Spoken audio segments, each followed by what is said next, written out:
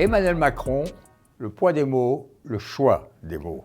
Et oui, tout le monde sait, ça a été dit par plusieurs hommes politiques, que la politique consiste à savoir dire des choses aux gens. Qu'a-t-il dit hier soir à 31 millions de Français qui, pendant 23 minutes, l'ont écouté? Il a dit, en gros, que ça se passerait très bien au mois de mai. Il a fait des promesses. Il a annoncé un agenda. Il a évité les mots tabous. Confinement. Frein, frein, frein. Et puis, tenir, tenir, tenir. Ça revient comme un mantra. Moi, je m'intéresse aux mots et au comportement. Parce que, oui, effectivement, il y a des erreurs. Il y a eu des erreurs. Il continue d'y en avoir. Et ça aussi, c'est nouveau. Il a prononcé le mot erreur. Il a prononcé le mot humilité. Il a admis, effectivement, tous les problèmes qui se sont posés.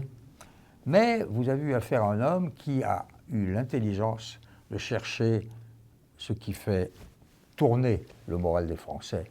L'annonce magique, le mot magique, les terrasses. Et oui, au mois de mai, vous aurez peut-être droit aux terrasses, au café. Il aurait même dû dire au bistrot et au cinoche, ça aurait marché. C'est beaucoup répété, comme d'habitude.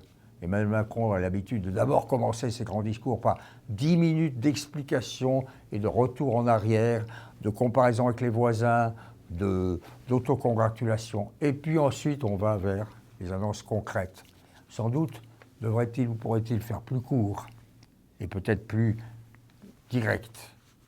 Il y a ce point en avant aussi. Il faut lire la gestuelle, ce qu'on appelle le body language, le langage du corps, le langage des mains, les yeux.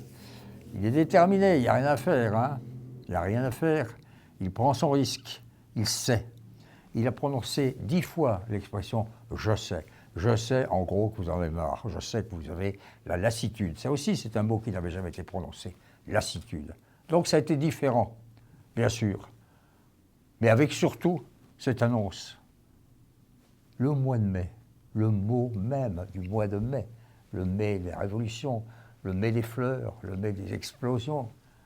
Donc nous revoilà, encore une fois, non pas prisonniers des mots, prisonniers du virus, car c'est toujours la même chose, et ça revenait quelque part dans le discours d'Emmanuel Macron, c'est le virus, c'est lui qui dirige nos existences en ce moment.